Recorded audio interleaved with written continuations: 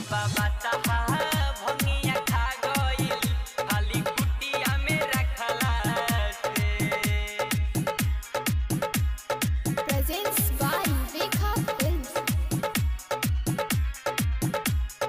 कुटिया में रखला से ए बाबा बादशाह भंगिया खा गइल खाली कुटिया में रखला से।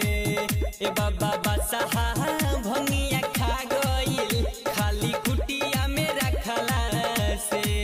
हो देह डोलता नहीं बोलता, हो देह डोलता नहीं बोलता, नहीं भागता वे हकला से।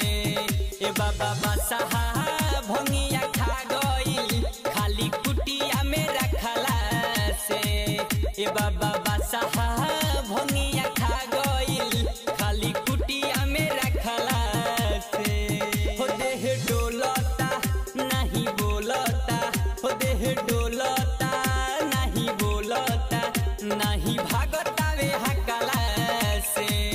ए बाबा बादशाह भंगिया खा गइल खाली कुटिया में रखला से। DJ Manish Luxor। कुटिया में रखला से।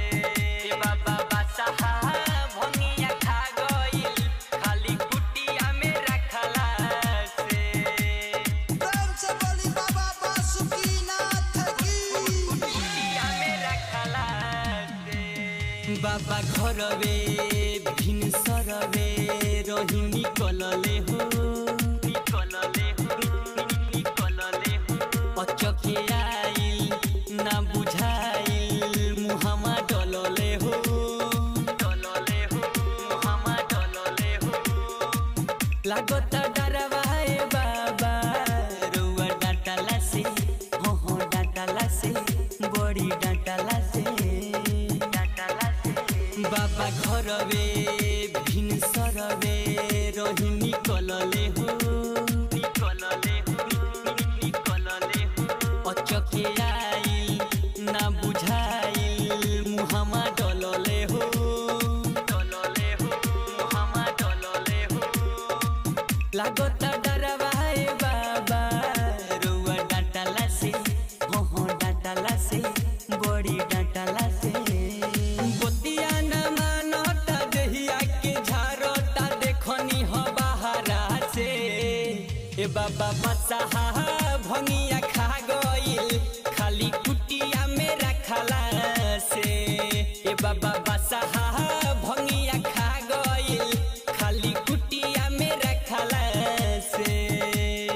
DJ Manish Luxor। कुटिया में रखला से। ए बाबा बादशाह भंगिया खा गइल खाली कुटिया में रखला से। Presents by Rekha Films। कुटिया में रखला से। खोआ मलाई छेना मिठाई कुछ न भावे हो, भावे हो, कुछ न भावे हो। सुनिए बाबा राउर चेला राइटर कासे हो। रकासे हो, रकासे हो। बतिया मानिए बाबा रंजित राही के, हाँ राही के, रंजित राही के। खोआ मलाई छेना मिठाई कुछ न भावे हो, भावे हो, कुछ न भावे हो। सुनिए बाबा राउर चेला राइटर कासे हो।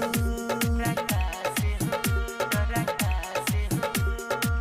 बतिया मानिए बाबा रंजित राही के, हाँ राही के, रंजित राही के। मारत ताना कमेश्वर दीवाना रोज भंगिया के पिसला से। ए बाबा बादशाह भंगिया खा गइल खाली कुटिया में रखला से। ए बाबा बादशाह भंगिया खा गइल खाली कुटिया में रखला से। Rekha Digital Recording Studio, Betia।